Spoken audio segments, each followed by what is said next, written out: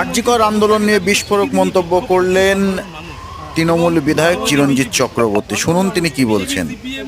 এটা 15 বছর ধরেই ওদের মাথায় প্ল্যানিং রয়েছে যে এবার ওকে সরাতেই যাবে। প্রথম থেকেই বলছে কিছু হলেই বলে ফল থাকছে, এটা কোনো কথা। এটা পলিটিসাইজড হয়ে গেল ব্যাপারটা, এটা খুব দিতে পারে আর দুর্ভাগ্যের পলিটিক্স ঢুকে গেল। যদি পলিটিক্স না ঢুকতো তাহলে খুব ভালো, তাহলে তাহলে ওই যে সাধারণ মানুষ বলতে পারতে ভালো হতো সবাই আছে, যেরকম বেরিয়েছে কিছু লক্ষ লোক সারা ভারতবর্ষ জুড়ে বেরিয়েছে। তো এটার থেকে সুন্দর আন্দোলন আর কিছু হয় না, নিঃশব্দ হয়। তারা চেঁচায় না, কথা বলে না, স্লোগান দেয় না। ভীষণ বলে একটাই slogan, we want justice. Wonder ভীষণ পলিটিসাইজ হয়ে গেলে বুঝতে পারছে। যার যার স্বার্থ যা যা আগেকার রয়ে গেছে সবগুলো এখানে ভিড় করে দিচ্ছে।